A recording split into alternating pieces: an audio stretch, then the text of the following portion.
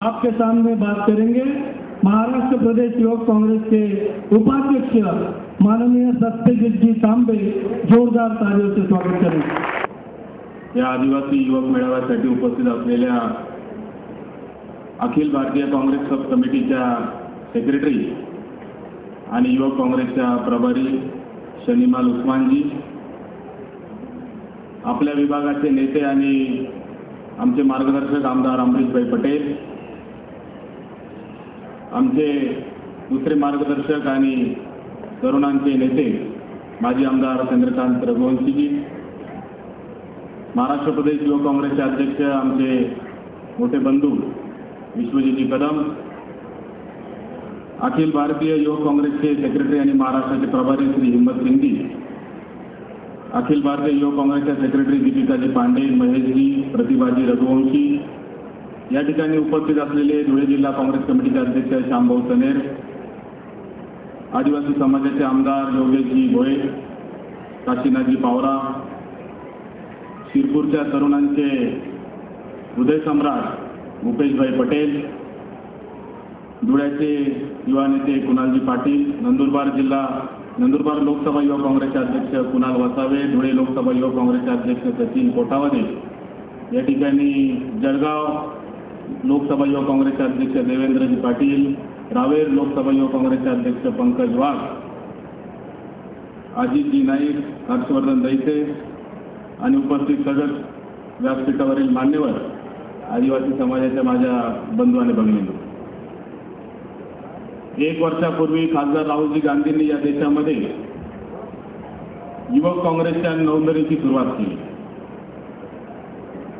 आजपर्यंत युवक काँग्रेस किंवा काँग्रेस पक्षामध्ये कोणतेही पद घ्यायचं असेल तर तुम्हाला वरिष्ठांच्या नेत्यांच्या जवळचं असावं लागत होतं आणि ती बदल बदलून टाकून पक्षांतर्गत लोकशाही निर्माण करण्याचं काम करण्याचं एक खासदार राहुल गांधींनी ठरवलं आणि मागच्या 1 वर्षापूर्वी आपल्या महाराष्ट्रामध्ये युवक काँग्रेसची सभासद नोंदणी झाली। युवक काँग्रेसची सभासद नोंदणी झाल्यानंतर आपल्या शिरपूर विधानसभेच्या अध्यक्षांनी गोरा राजपूतांनी सांगितलं की मोठ्या प्रमाणावर आदिवासी समाजातील युवकांनी याच्यामध्ये सहभाग घेतला। साधारणतः 20-25 हजारापर्यंतची सभासद नोंदणी एकट्या शिरपूर विधानसभेमध्ये झाली आणि तेव्हापासून चाललं होतं की या युवक काँग्रेसच्या हे जे काही तरुण सभासद झालेले आदिवासी समाजाचे जे तरुण आपल्याबरोबर जोडले गेलेले आहेत त्यांच्याबरोबर कुठंतरी एक संवाद निर्माण झाला पाहिजे, त्यांच्याबरोबर कुठंतरी आपलं एक नातं तयार झालं पाहिजे, म्हणून त्यांच्यासोबत आपण कुठंतरी कार्यक्रम घेतला पाहिजे असं अनेक दिवसांपासून युवक काँग्रेसचं चाललेलं होतं। आपल्या सगळ्यांना कल्पना आहे की आदिवासी समाज हा कायमच काँग्रेस पक्षाच्या पाठीशी उभा राहिलेला समाज आहे। पिढ्यानपिढ्या आपण काँग्रेसच्या पाठीशी उभं राहिलेलं आहे। आता अनेक आदिवासी बांधवांनी वक्त्यांनी आपल्या भाषणामध्ये सांगितलं की 3-3, 4-4 पिढ्या आपण काँग्रेस पक्षावर राहिलेलो आहे। आपली आजी इंदिराबाई बरोबर काम करत होती, आपली आई सोनियाजी बरोबर काम करत होती, आपल्याला आता राहुल गांधींबरोबर काम करायचं आहे आणि ते नातं जोडण्यासाठी खऱ्या अर्थाने आम्ही या ठिकाणी आलेलो आहे। आजच्या या कार्यक्रमाच्या निमित्ताने आदिवासी समाजाचे प्रश्न समजून घ्यायचे, आदिवासी मुलांचे आदिवासी युवकांचे जे अडचणी आहेत त्या समजून घ्यायच्या आहेत, आदिवासी महिलांमध्ये काय अडचणी त्या समजून घ्यायच्या आहेत आणि त्या नेतृत्वापर्यंत नेण्याची जबाबदारी या ठिकाणी युवक काँग्रेसच्या कार्यकर्त्यांना आजच्या कार्यक्रमाच्या निमित्ताने करायची आहे। आपल्या सगळ्यांना कल्पना आहे की गेले 15-20 वर्ष आणि त्याही पूर्वी या देशामध्ये काँग्रेस पक्षाची सत्ता आहे। काँग्रेस पक्ष आणि आदिवासी समाज यांचं एक वेगळं नातं आहे। अनेक वेळा सोनियाजी आपल्या या नंदुरबार जिल्ह्यामध्ये धुळे जिल्ह्यामध्ये येऊन गेलेले आहेत आणि आपलं एक वेगळं नातं या संपूर्ण आदिवासी समाजाशी राहिलेलं आहे आणि म्हणून काँग्रेस पक्षाने सातत्याने आदिवासी समाजासाठी वेगवेगळ्या योजना आणण्याचं काम केलं।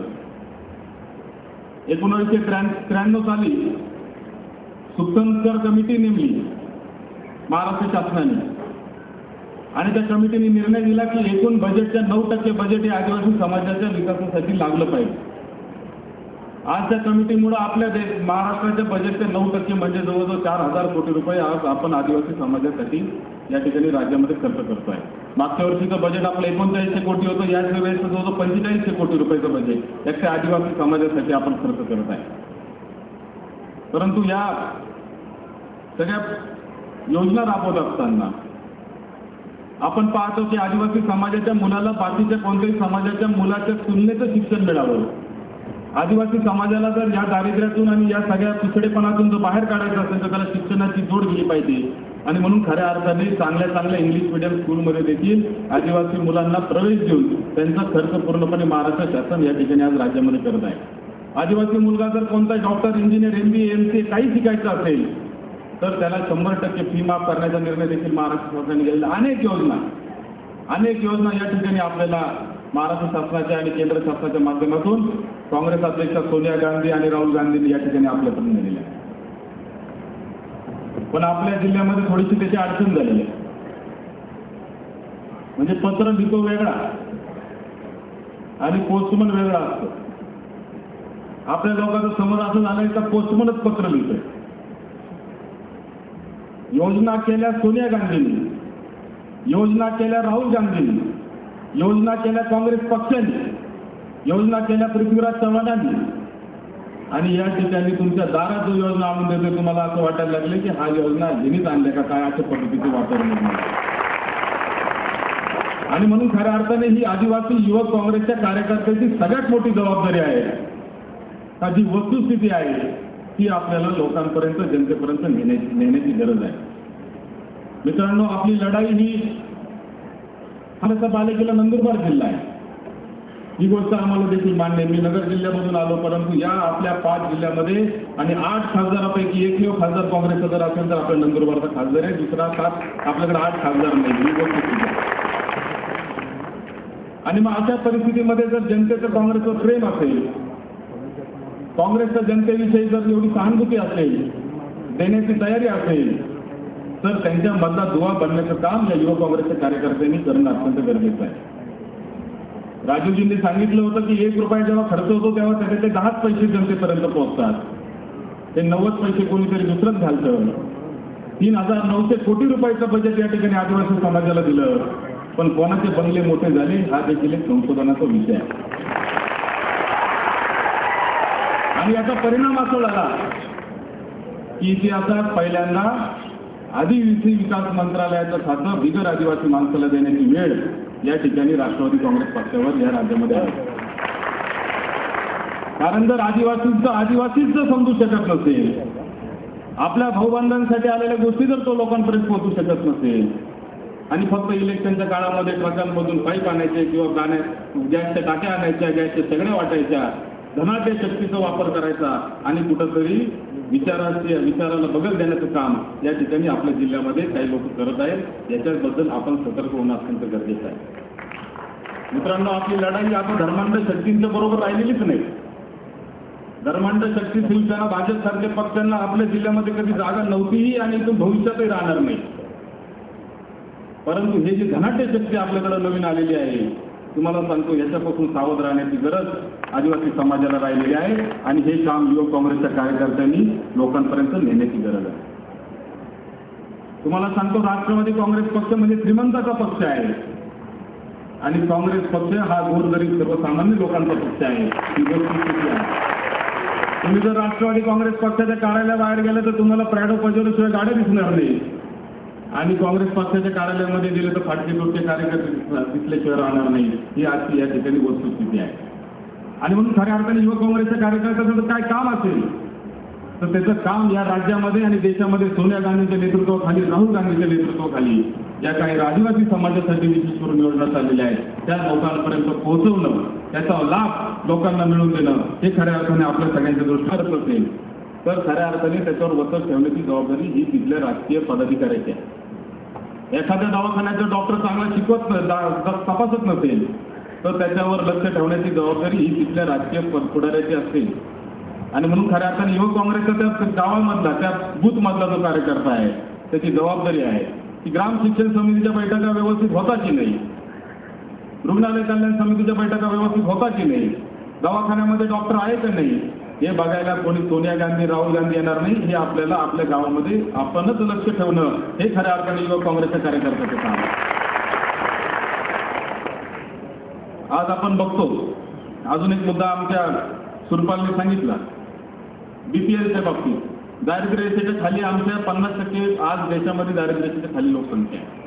आणि तरी आपण प्रत्येक गावात जर गेलो तर ओरड आहे की आमच्या गावातले जे खरे दारिद्र्य रेषे खाली आहे, ज्याच्याकडे पिवळं पाहिजे त्याच्याकडे केशरी आहे आणि ज्याच्याकडे केशरी पाहिजे त्याच्याकडे पिवळं आहे, अशी परिस्थिती या देशामध्ये निर्माण झालेली आहे. खऱ्या अर्थाने तुम्हाला याची कार्यपद्धती माहीत नसेल, पण दारिद्र्य रेषेची यादी जर तयार झाली तर तिचं वाचन ग्रामसभेमध्ये होणं हे बंधनकारक आहे.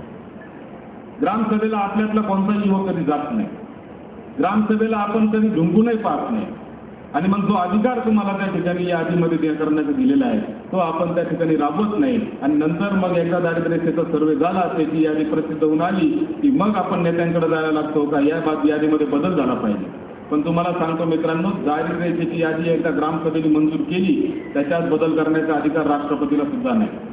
या देशामध्ये राष्ट्रपतीपेक्षाही मोठी जर कोण असेल तर ग्रामसभा आहे, आणि त्या ग्रामसभांमध्ये जाण्याचं खऱ्या अर्थाने युवक काँग्रेसच्या कार्यकर्त्यांनी काम केलं पाहिजे.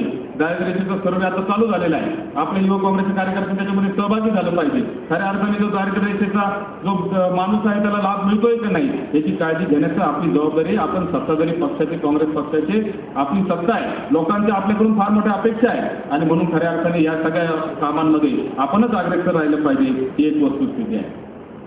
देशामध्ये काँग्रेस पक्ष काम करताना आता एक 5 महत्त्वाच्या गोष्टींवर काम करत आहे. सोनिया गांधींनी युपीएचं सरकार, आता ही UPA 2 चालू झालेलं आहे, तिसरी चालू आहे. गेले 8-9 वर्ष सातत्याने काँग्रेस पक्षाने या ठिकाणी या देशामध्ये 5 गोष्टी घेऊन या ठिकाणी काम चालू केलेलं आहे. एक म्हणजे सगळ्यात पहिला आपण जो आणला तो माहितीचा अधिकार आपण या देशामध्ये आणला. आज जे भ्रष्टाचाराचे जे प्रकरण उघडे पडत आहेत, 2G असेल, कोणतं कॉमनवेल्थ असेल, कोणतंही भ्रष्टाचाराचं प्रकरण उघडं घ्या, त्याला उघडं करण्यामागं माहितीच्या अधिकाराची महत्त्वाची भूमिका आहे, आणि तो माहितीचा अधिकार आणण्याचं काम सोनिया गांधींनी या देशामध्ये केलेलं आहे.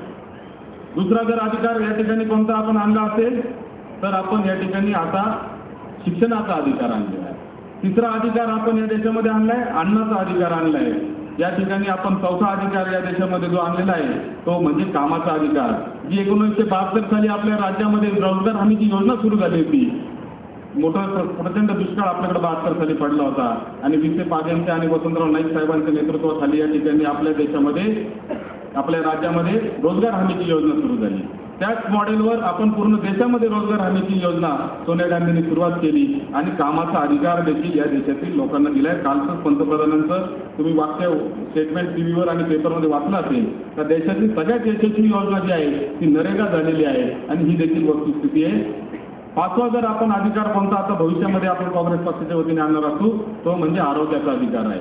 आणि या 5 अधिकारांवर खऱ्या अर्थाने या UPAचं काम चाललेलं आहे. हे लोकांना समजून सांगणं, हे लोकांपर्यंत घेऊन जाणं हे खऱ्या अर्थाने युवक काँग्रेसचं काम आहे. जरी आपली लढाई फार मोठी असली, जरी देशात आणि राज्यात काँग्रेसच्या विरुद्ध कोणी चर्चा करत असेल, वातावरण निर्माण करत असेल, तरी मित्रांनो एक गोष्ट आपण लक्षात घेतली पाहिजे की सर्वसामान्य जनता ही खऱ्या अर्थाने काँग्रेस बरोबर आहे, काँग्रेस प्रेमी जनता आहे. आपण लोकांपर्यंत गेलं पाहिजे, संवाद निर्माण केला पाहिजे, आणि खऱ्या अर्थाने पुन्हा एकदा या जिल्ह्यामध्ये, या राज्यामध्ये आणि या देशामध्ये एक काँग्रेसचं सरकार, एक काँग्रेसचं वातावरण अशा पद्धतीने की ज्याच्यासाठी आपल्याला कोणाच्या कुबड्या घेण्याची आवश्यकता नाही, अशा पद्धतीचं सरकार आपल्याला तयार करायचं आहे. आणि म्हणून कोणत्याही गोष्टीला दबून न जाता, कोणत्याही दबावाला बळी न पडता आणि एकदम सकारात्मक दृष्टिकोनातून आपण सगळ्यांनी घ्यायचं आहे. मंजिल तो मिल जाएगी भटक कर भी सही, मंजिल तो मिल जाएगी भटक कर भी सही, गुमराह तो वो है जो घर से निकले ही नाही. आपल्याला घराच्या बाहेर पडायची आवश्यकता आहे, लोकांपर्यंत जाण्याची आवश्यकता आहे. एवढंच आजच्या या कार्यक्रमाच्या निमित्ताने सांगतो.